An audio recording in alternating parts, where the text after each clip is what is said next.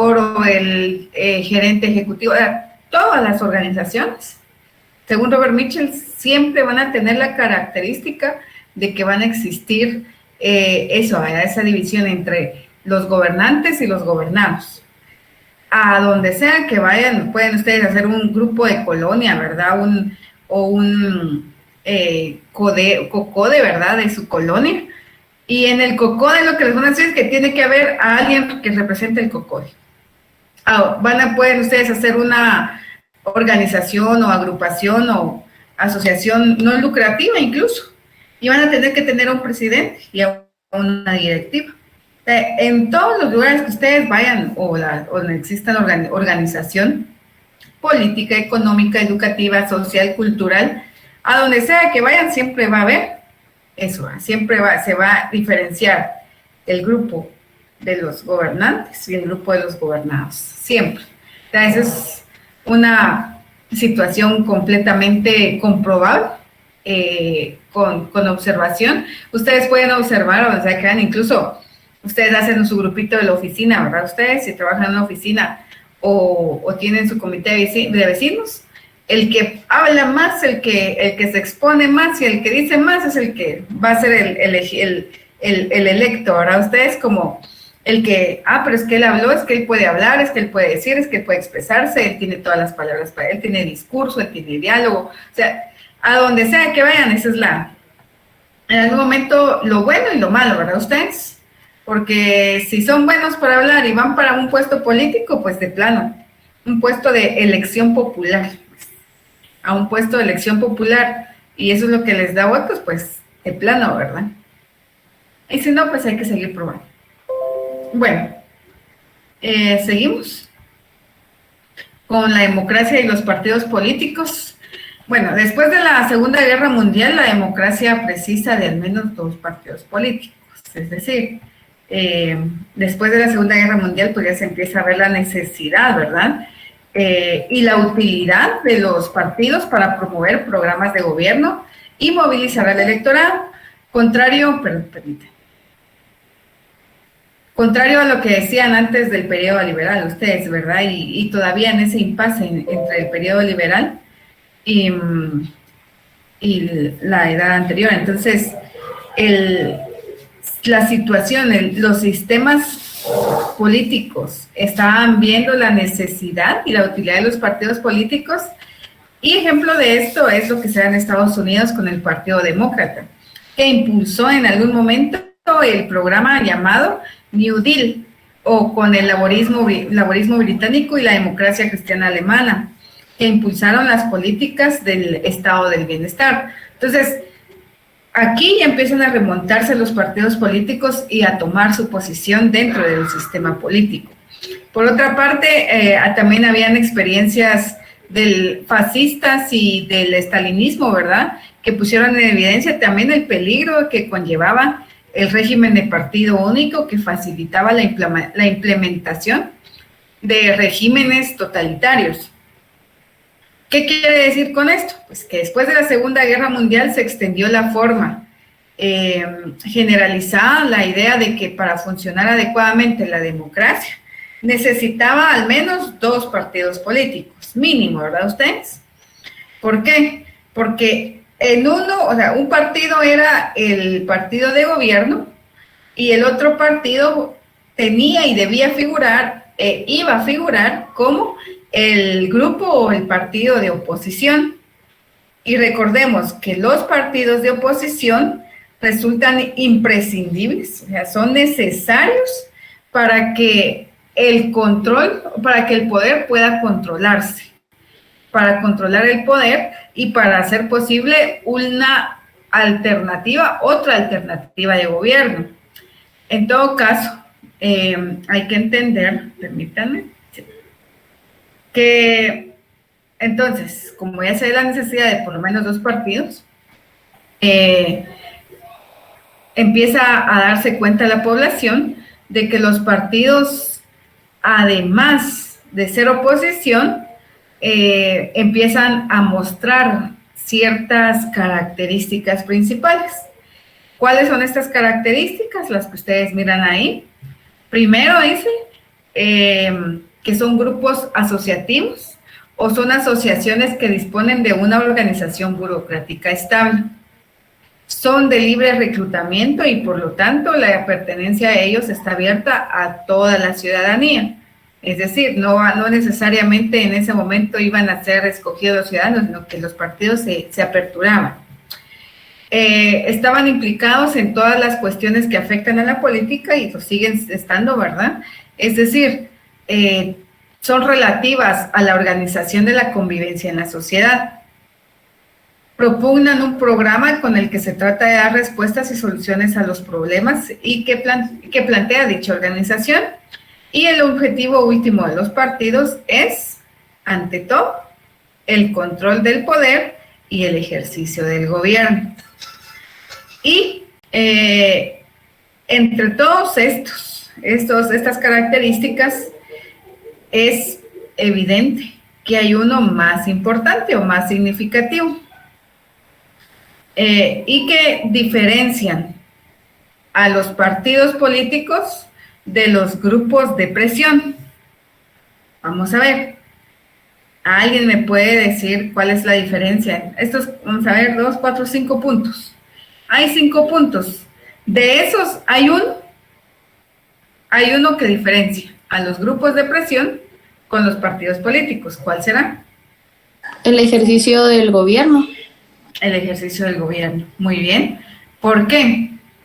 Porque los grupos de presión también son organizaciones o asociaciones, ¿verdad? Que siempre van a tener su grupo burocrático, su organización burocrática. También los grupos de presión son de libre reclutamiento.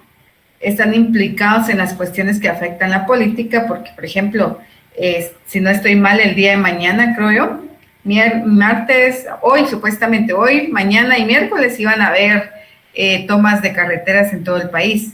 Es ejemplo de que un grupo de presión está, ¿verdad?, intentando de propugnar y de afectar los programas de gobierno para buscar y exigir soluciones a los inconvenientes.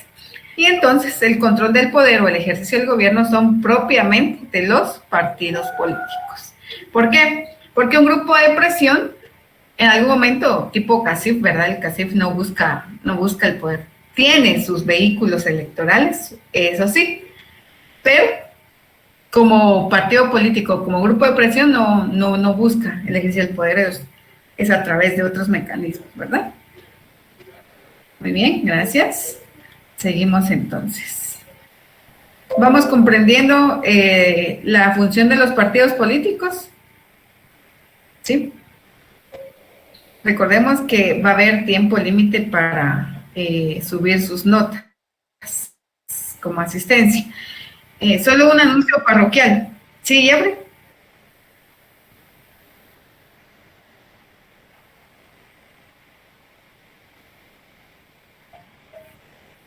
Uh-huh.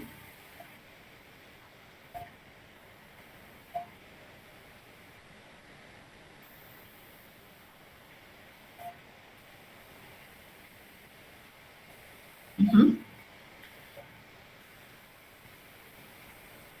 Pues ahí ya no eran democracias, Jeffrey, eran dictaduras o autocracias. Entonces, la democracia siempre se va a diferenciar por la existencia de 2 o más partidos políticos y procesos electorales de elección, ¿verdad? Entonces, lo que les mencionaba. Uh-huh.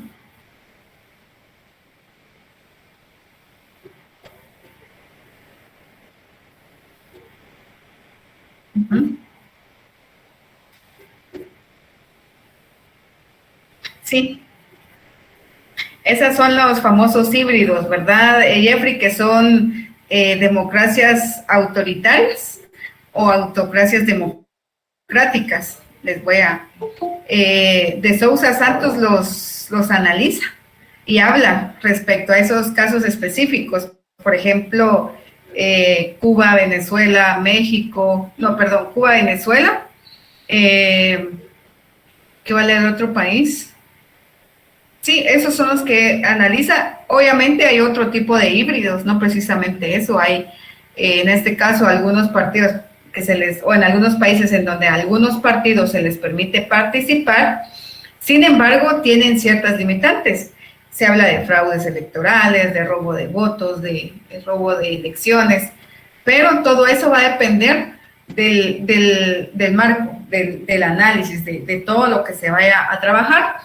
Y he ahí el trabajo y la tarea de los diferentes enfoques. Recordemos que existen diferentes enfoques para el análisis de los partidos políticos y para en sí ver cómo todo eso.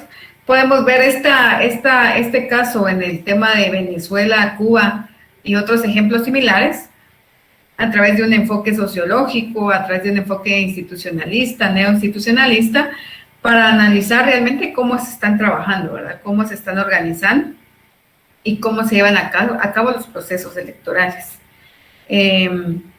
Realmente existen ejemplos claros en los que está bien marcada la dictadura, ¿verdad?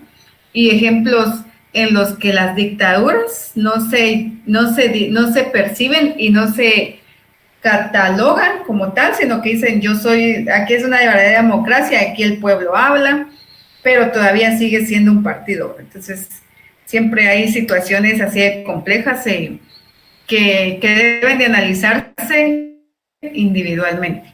No podemos analizar a todos los partidos con el mismo formato o con el mismo patrón, sino que hay que analizarlos dependiendo del sistema económico, el sistema social en el que se desarrollan, el sistema cultural. Es una diversidad de categorías con las cuales se deben analizar y estudiar los partidos políticos. Y sobre solo permítanme, creo que sí son sistemas políticos híbridos, creo que se llama el documento. Partidos híbridos en América Latina.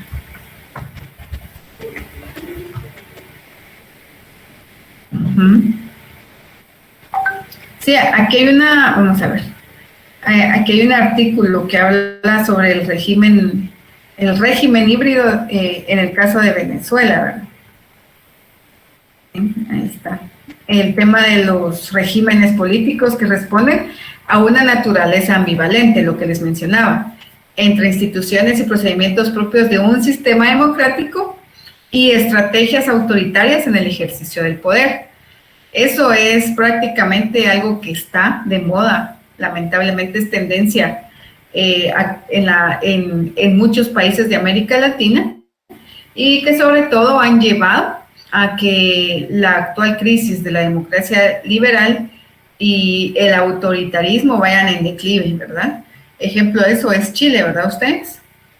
Recordemos que Chile con su iniciación en el tema del consenso de Washington, los Chicago Boys y todo este tema de político conjuntamente con su panorama económico, ahora nos vienen a dar un claro ejemplo de que no en muchas regiones está funcionando o más que todo fracasó el sistema liberal. Por lo tanto, están viendo otras formas, no solamente otro sistema económico, sino además otro sistema político. Entonces, esos países son con características, ambivalentes, ¿no?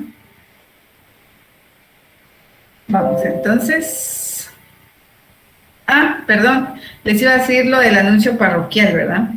Yo en la página tengo anotados en el curso o registrados a 20 personas, 20 estudiantes. De esos 20 estudiantes ahorita hay 17.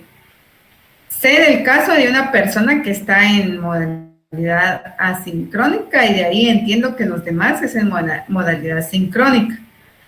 Revisé las primeras anotaciones de las primeras clases y en la primera toma de asistencia solo tengo a 7 personas. En la segunda ya aumentó a 10 o a 12 personas. Y ahorita, si no estoy mal, estamos en la tercera clase, ¿verdad ustedes? Tercera o cuarta clase. Yo espero que vaya cambiando ese fenómeno y la ausencia de su asistencia. Recordemos que esa es la asistencia. Así que les pido, por favor, tratemos de enviarle las notas en el tiempo correcto para yo poder contabilizar eso como asistencia. De lo contrario, recordemos que el normativo de la escuela exige que tengan un 80% de asistencia como mínimo, ¿verdad? Yo sé que 1 o 2 clases en algún momento no significan mucho, ¿verdad? Sin embargo, ya se van acumulando 1 o 2 y a veces por cuestiones de trabajo, por cuestiones familiares, por cuestiones personales. Si ustedes lo quieren ver así, algún momento van a necesitar ausentarse. Creo que es mejor ausentarse en momentos necesarios y cuando se puede ir en conectarse, traten la manera de ir generando esas constancias de participación y de asistencia en clase, por favor. Bueno, cerré. Y otra cosa, ya está el programa aprobado en la plataforma de la escuela.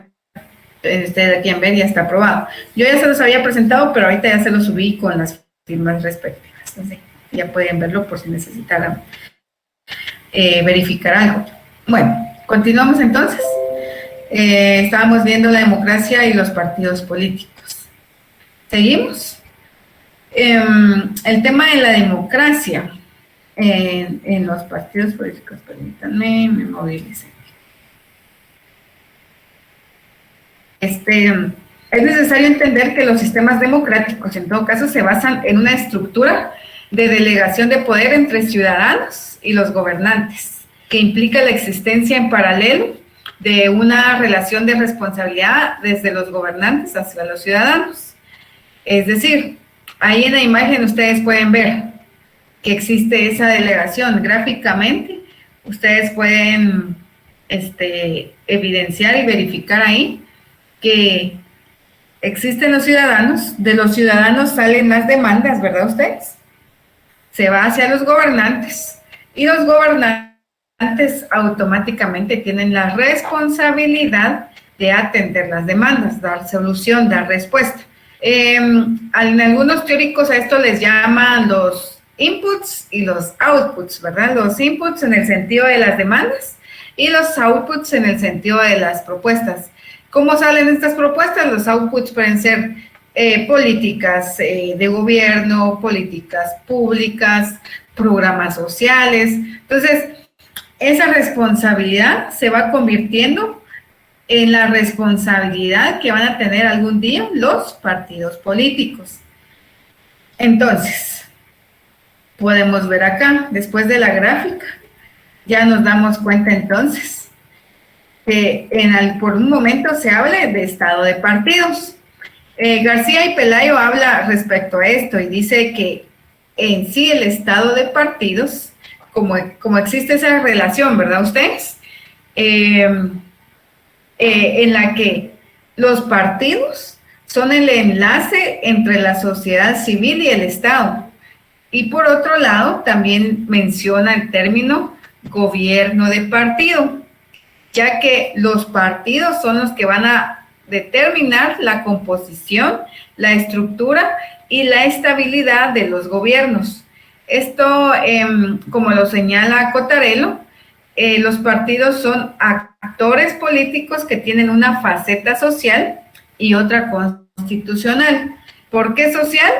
Por su vínculo con la sociedad civil, por su origen o conformación desde la sociedad civil, y la faceta constitucional, porque entonces esa agrupación, esa asociación, esa organización de ciudadanos ahora viene a tomar parte de la forma en que se gobierna, de todo lo que está establecido dentro de la Constitución.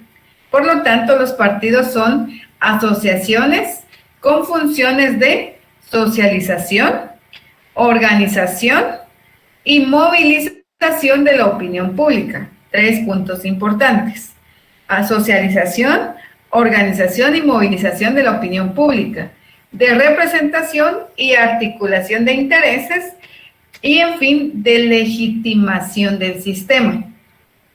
Una vez existen los partidos, una vez haya ganado un partido X, pues este partido X viene y legitima, ¿verdad ustedes? Legitima el sistema como tal. Solo permítanme, voy a poner el suéter porque ya me vino frío acá.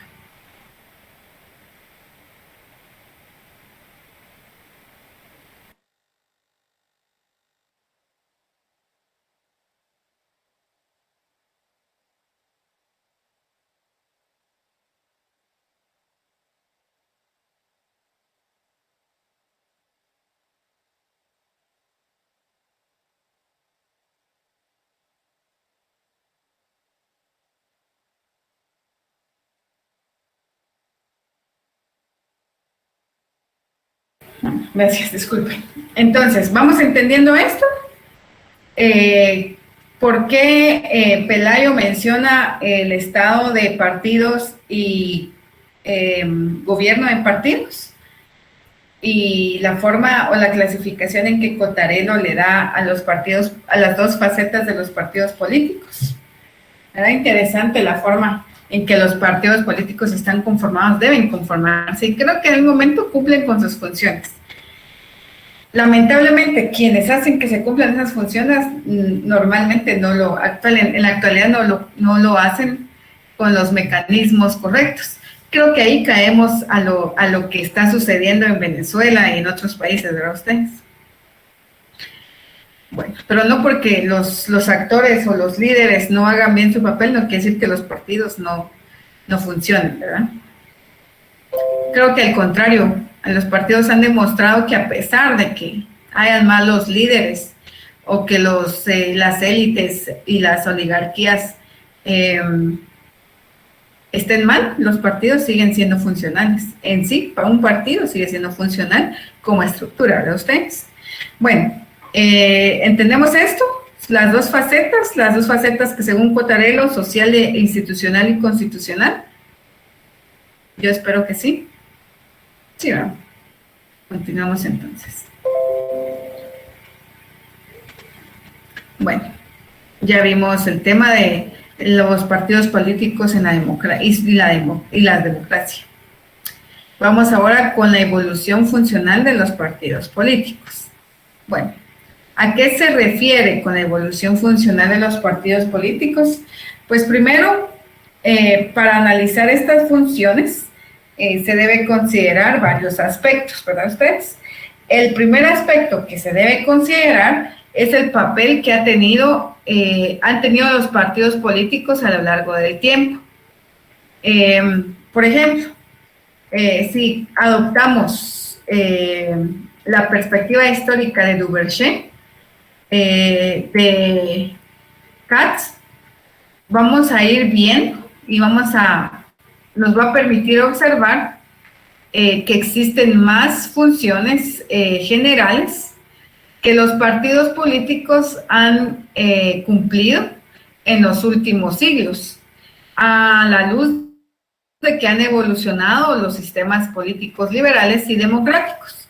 Siguiendo a Duverger, y aquí lo menciono, siguiendo a Duverger dice y menciona que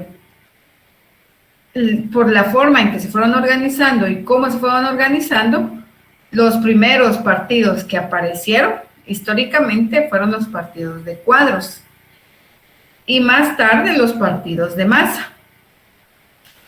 ¿Por qué los partidos de cuadros nacieron antes? Duverger lo ubica primero porque los relaciona o los vincula con el surgimiento del censo o del sufragio censitario. ¿Qué quiere decir esto?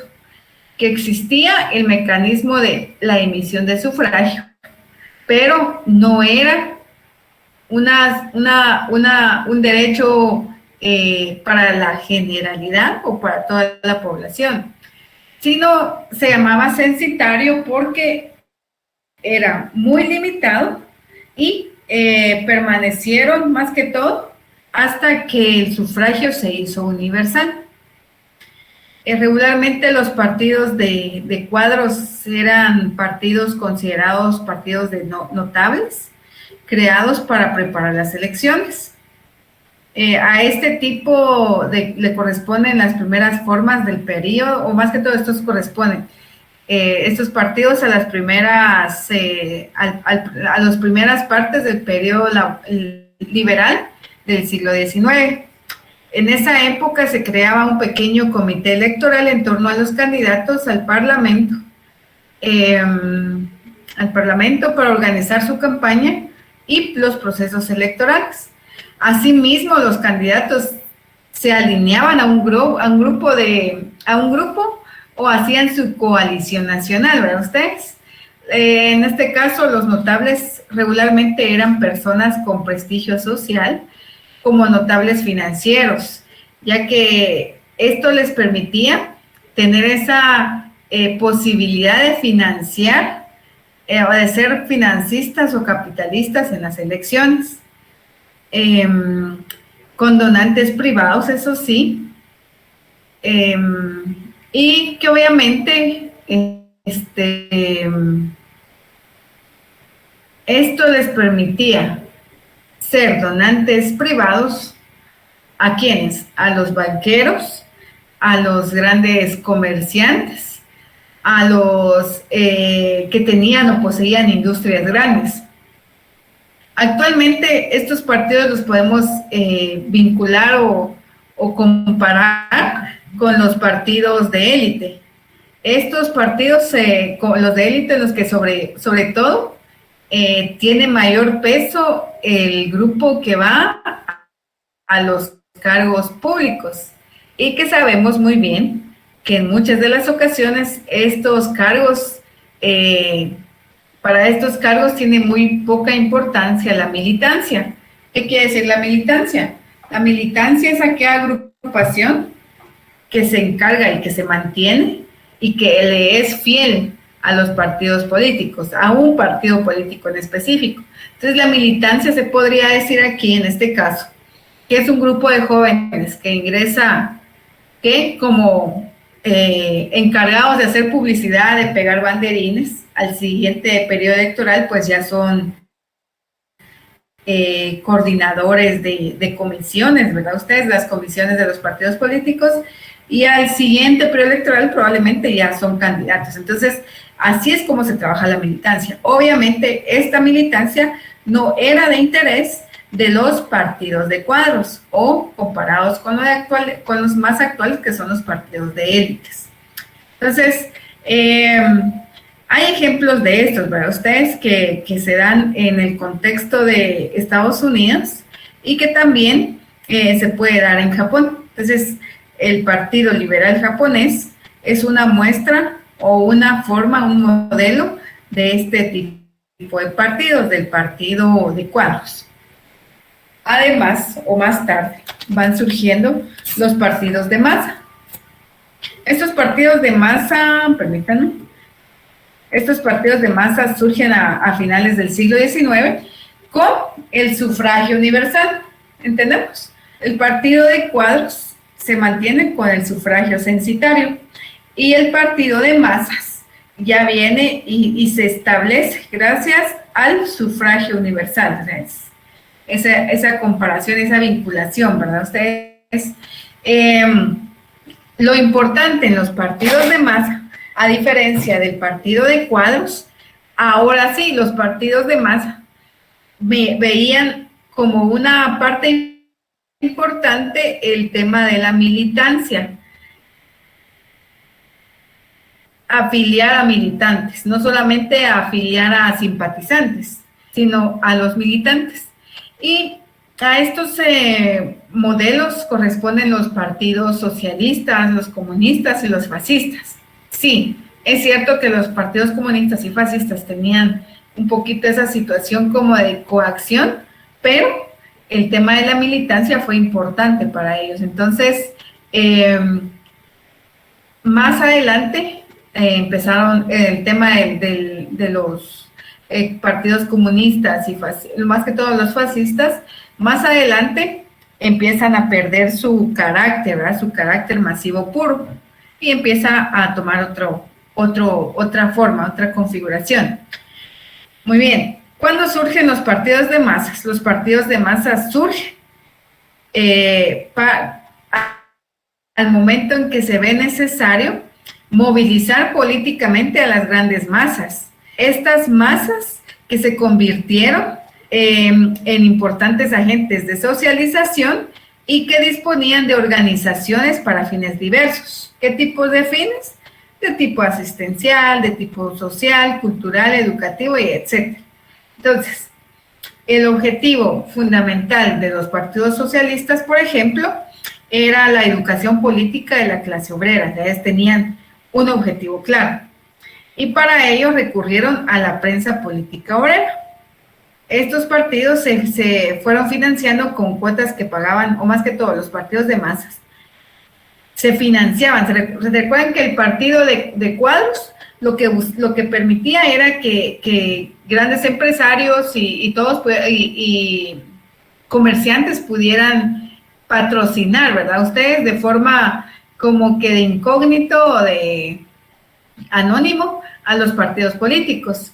Pero en el caso de los partidos de masas, históricamente se empezaron a conformar y empezaron a tomar impulso gracias a que los partidos eran financiados por las cuotas que pagaban los afiliados. Es decir, acá con este proceso estaban estableciendo la financiación democrática o colectiva de las elecciones en lugar de una financiación capitalista. En los partidos de masas, además de la militancia, a lo que le prestaron mayor importancia y mayor atención fue el aparato burocrático centralizado y fuertemente articulado. ¿Por qué? Porque como ya existía ese compromiso con la militancia, con los afiliados, pues ya el compromiso de los futuros gobernantes se veía reflejado en eso, ¿verdad? Ustedes como el compromiso de centralizar y de articular fuertemente el aparato burocrático, que fueran en algún momento a ganar a través de las elecciones. Ya después de la Segunda Guerra Mundial se generalizó otro tipo de partido. ¿Cuál es ese otro tipo de partido? Muy bien, generaliza el tipo de partido catch-all. Ese partido popular, más que todo porque es conocido como el partido de todo el mundo, recordemos que el catch-all es atrápalo todo, ¿verdad ustedes? Y Kirchhammer dice que el peso de la existencia del partido atrápalo todo descansa en el grupo que forman los cargos y la oficina central. Acá la militancia no tiene, otra vez vuelve a perder importancia.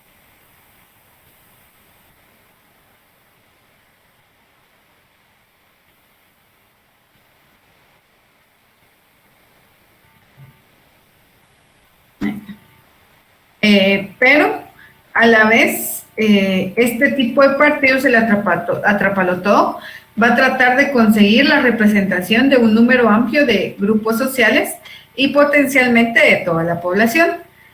Es un partido que valora sobre todo la victoria electoral, más que la victoria ideológica. Lamentablemente es ejemplo de muchos casos aquí en Guatemala. No es un partido que de identificación clasista, al contrario, es un partido que pretende conseguir un apoyo electoral interclasista. No les interesa si ustedes tienen dinero o no, si la población tiene dinero o no, o los militantes tienen dinero o no, sino que al contrario, lo que les interesa es que tengan apoyo. Este tipo de partido se va a concebir como un tipo de partido de representación nacional que va a atender en teoría a todos aquellos fines sociales que se van a situar más allá de los intereses de los grupos, evitando los posibles conflictos de intereses. ¿Qué utiliza el tema de las fronteras? ¿En qué se ve reflejado en este partido? Pues en entender que las fronteras de los intereses de grupo quedan rebasadas.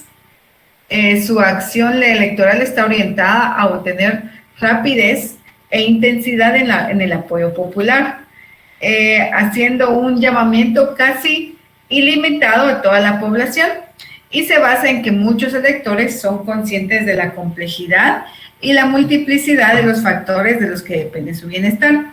El Partido Democrático es considerado el Partido Democrático de todo el mundo, por razones de táctica electoral. Lamentablemente siempre tiende a plantear demandas y exigencias, ¿verdad?, que encuentran audiencia en el pueblo. Sin embargo, como partido de gobierno que pretende ser, se tiende a acomodar, a ser precavido y dar apoyo al sistema político existente. En conclusión, el partido catch-all es un tipo de partido que ha perdido la radicalidad, ideológica en el que los dirigentes políticos que están en la cúspide, recordemos que la oligarquía, ¿verdad? La ley de hierro de la oligarquía nos menciona esto, y pues menciona que la cúpula o la élite, la oligarquía, lamentablemente se sientan en la cúspide, se fortalecen y pierden su valor como valor del papel como miembro individual. Simplemente llega a ser un afiliado en el que se rechaza el electorado de clase o simplemente ya solo creen en los afiliados, ya ni le prestan atención a la militancia, ¿verdad? Después del partido Cachón existe otro.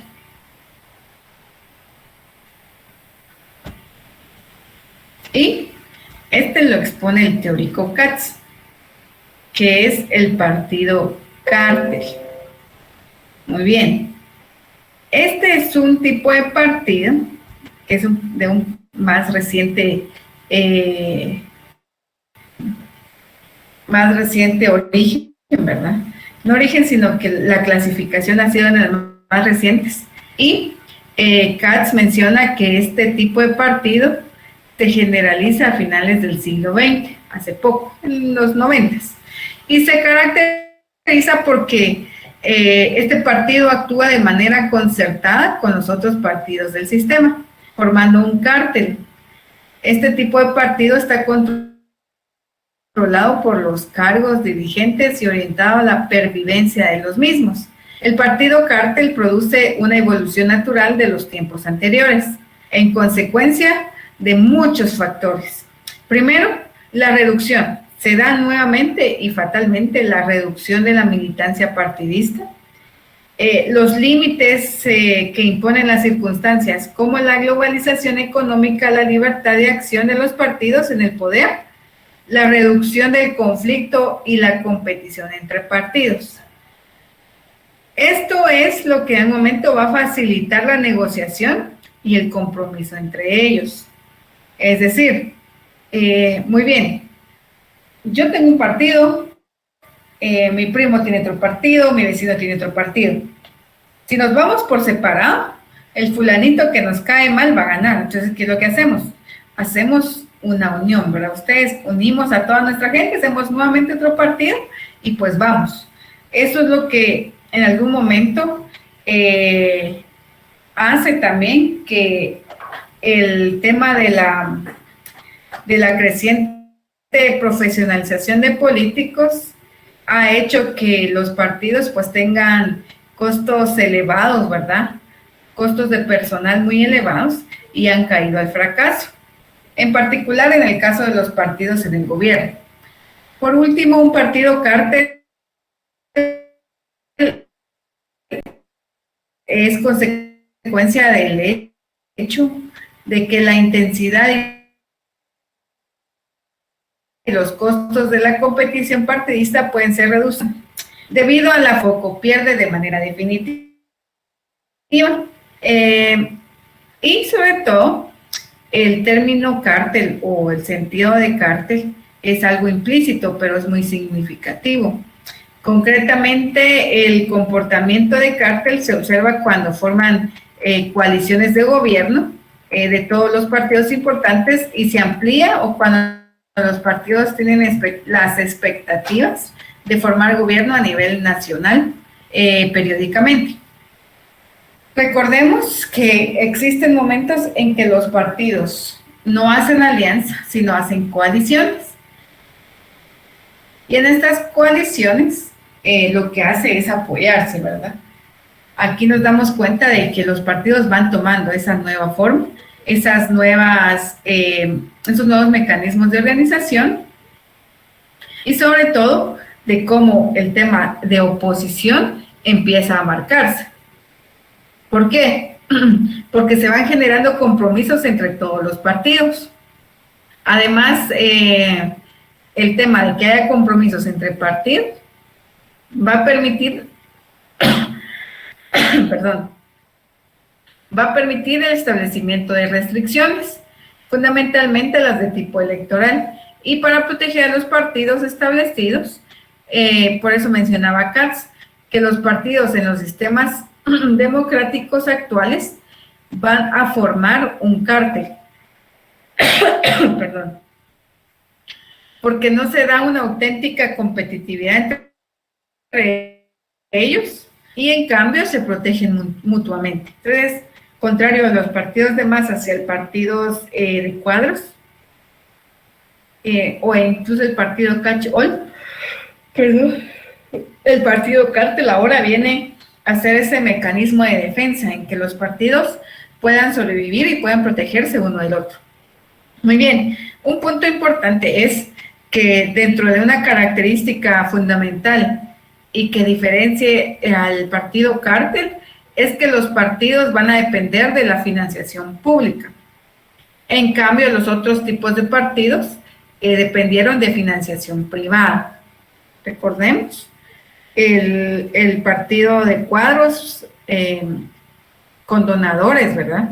El partido de masas con donación de los afiliados, y ahora pues propiamente su forma de financiación va a ser financiado con fondos públicos.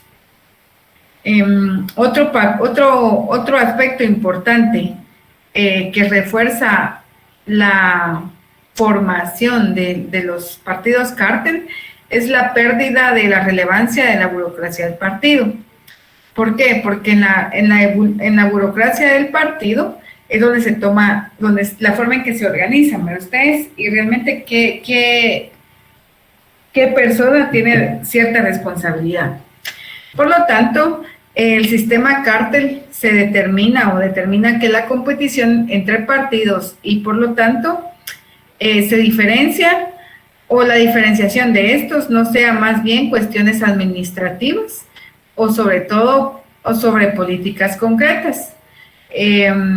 Es decir, lo que busca el partido cártel es al tema de la gestión financiera, es decir, el presupuesto público, la eficacia y su eficacia en la gestión de políticas públicas.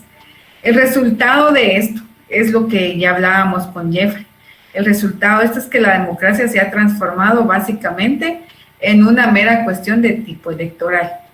Entonces, ya todo lo que los partidos, las funciones de los partidos propiamente intentaban hacer con el modelo de partido cártel, lo único que viene a hacer es que cambia todo eso y ya no existe una diferencia entre partidos, sino más bien se defiende nuevamente, ¿verdad?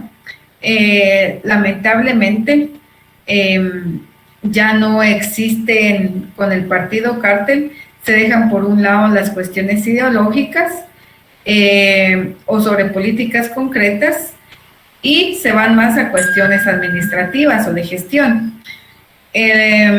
Lamentablemente de esto es que la democracia se ha transformado en tipo electoral. ¿Por qué? Porque la elección requiere que hayan partidos y el Estado sea el que provea los mismos, ¿verdad? Que les dé el dinero, que los financie. Por lo tanto, la consecuencia de todo ello es que los partidos se convierten en parte del aparato estatal, lo cual ya se hizo acá, ¿verdad? Ustedes ya los partidos políticos dentro de la ley electoral, pues ya determina su relación entre los como mecanismos constitucionales hacia el poder. Muy bien. Vamos comprendiendo hasta acá. ¿Cuáles dijimos que eran cuáles son los 4 tipos de partido que sobresalen dependiendo de sus funciones? Tenemos 4. Tenemos el partido de cuadros, el partido de masas, el partido cachol y el partido cártel, que fue el último que vimos. Así es, gracias. Vamos viendo entonces cómo se configuran, ¿verdad? Que después de los partidos de masas, que a pesar de que al principio eran considerados como que las facciones, ¿verdad? Ustedes empiezan a ser financiadas por empresarios. los mismos empresarios estaban en contra y entonces ellos empezaron con los partidos de cuadros a financiar. Dijeron, bueno, entonces sí está dando resultado, empezamos a financiar. Ahí se va. ¿Sí? Con relación a estos últimos partidos tipo cártel, se pueden ver aquí en Guatemala como estos partidos satélites que están alrededor de un partido más importante, que a la hora de pasar a una segunda vuelta lo que van a buscar es adherirse al partido principal y de esta manera alcanzar el poder. Acá en Guatemala, si no estoy mal, ya hay un estudio acerca de eso y más adelante vamos a ver, pero se los adelanto. Acá este tipo de la forma en que está establecido y cómo se estructuran los partidos aquí en Guatemala, a ese tipo de partidos les llaman partidos franquicia. Ajá, partidos franquicia. Ya existe un estudio al respecto de todo lo que mencionaste, Manuel. Déjenme ver, no recuerdo del nombre del autor, pero es guatemalteco. Partidos franquicia.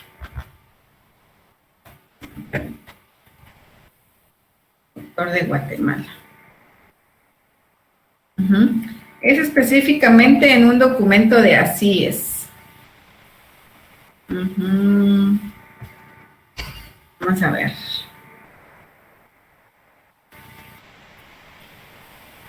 Carlos Escobar, creo que es. No me acuerdo quién era el autor, pero sí, aquí en Guatemala hablaron de eso. Miren, voy a descargarles este documento que a mí me parece que es muy importante que lo tengamos. Tratando ya de agregar más información al respecto, porque aquí en Guatemala, lo que les mencionaba, ya ni siquiera es un partido cártel, porque en todo caso un partido, o las características acá es de que los partidos cártel, quiero o no, siempre se defienden. Acá no, acá está, como dijo Emanuel, hay un partido base, ¿verdad? O un partido básico, y de ahí se desprenden otros. Entonces, en todo caso, pierde todos emigran, todos los afiliados, porque ni siquiera son militantes. La mayoría de los afiliados y los pocos militantes pasan a eso. Ya ni siquiera son militantes, lo que me decían, si fueran militantes, no se podría hacer, se fortalecería el partido, pero aquí ni siquiera se fortalece, emigran hacia otros partidos, o migran hacia otros partidos, o emigran de otros partidos, entonces son partidos franquicia. Y con relación a esta misma distribución de los partidos, por ejemplo, podríamos pensar que el Partido Liberal Progresista, que ya no existe, del que nació el PAN, por ejemplo, ¿eso es un partido de cuadros? Un partido de cuadros, tal vez por las características, que era financiado por cierto sector, ¿verdad? Cierto sector empresarial, y que eran connotables. Aunque yo no consideraría que serían notables, es que los notables son en todo sentido, incluso aquí tenían ideología, ¿verdad? Los partidos de cuadros lo que tenían es que se diferenciaban, que tenían en algún momento un peso ideológico. Con los partidos catch-all y los partidos de cártel se pierde eso. Entonces yo lo clasificaría más como un partido de masas, ni de masas, tal vez un cachón. Realmente aquí en Guatemala un ejemplo de un partido de cuadros sería de remontarnos a los primeros partidos. Por eso le mencionaba el PLP, ¿verdad? Que es de los primeritos partidos que hay, y de que nacieron algunos otros como el PAN. De ahí pensar tal vez en un partido de masas podría ser el FRG. La UNE tal vez también podría entrar ahí, aunque también podría entrar en un catch-all. La UNE sí, sí, definitivamente un catch-all, ¿verdad? No, ahí no podría yo ni siquiera pegadito con chicle ahí en la clasificación de masas. Sí, aquí solo sería de analizar, ¿verdad? Ustedes definitivamente cómo se estructuraron, cómo se financiaron, quiénes estuvieron en los diferentes puestos, porque analizando el partido, el que mencionabas, sí existió en algún momento militancia, ¿verdad? Tal vez sí podría mencionarse o clasificarse en el partido de Cuadros,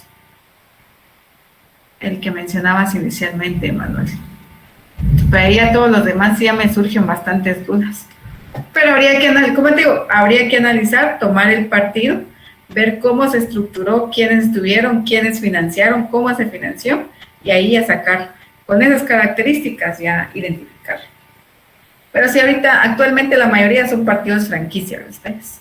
Acá es hasta, yo si no estoy mal, me comentaban a mí casos, no sé si ustedes han escuchado, pero me han comentado a mí casos en los que, por ejemplo, si yo les dijera a ustedes, miren, y sería un buen negocio, la verdad. Miren, octavo semestre de ciencia política, abramos un partido y vendámoslo. Creamos su estructura, le hacemos sus reglamentos, sus estatutos, su escritura, y lo ofrecemos. Vendemos, hacemos publicidad, le ofrecemos el paquete, ¿no? A tipo spa a ustedes, pero ya es prácticamente algo más académico. Se estructura el tema de lo legal jurídico, lo administrativo, por ejemplo, que hay muchos que tienen fondos, pero no tienen tiempo, la persona tiene ciertas situaciones con el tema de los hallazgos, contraloría, finiquito. Entonces, lo único que necesitan son vehículos electorales. Y así es como se han vendido últimamente. Entonces, yo he escuchado de casos en los que hacen eso. Se organizan, hacen tal vez un bufete de abogados que son los que manejan en algún momento algunos aspectos legales, que creo que debería ser el campo político, de politólogos y politólogas, hacer eso, ¿verdad? Por mal que se escuche, ya es parte del mercado y nosotros estamos quedando rezagados, pero muchas personas o varias personas que yo conozco dentro del ámbito electoral ya saben de eso, saben de que existen ese tipo de organizaciones que ustedes van y dicen, yo quiero un partido. Ah, bueno, aquí está, te lo vendo, ¿verdad? Ya incluso tienen plataformas, ya tienen redes sociales, ya han trabajado, entonces ustedes no tienen que tienen con el dinero que tienen abrir, seguir con el partido, ¿verdad? Incluso se los administra. Entonces, interesante y curioso ese aspecto, pero ya existe aquí en Guatemala esa forma de trabajar con partidos. Gracias por la participación, Emanuel. Seguimos, no sé si tienen alguna otra pregunta.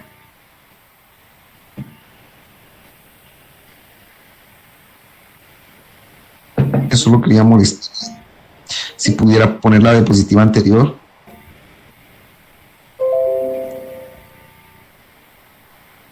Esta.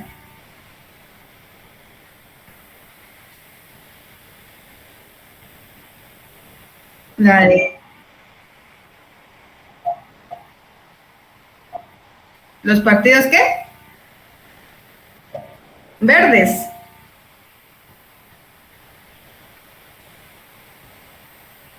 Partidos verdes, los ambientalistas.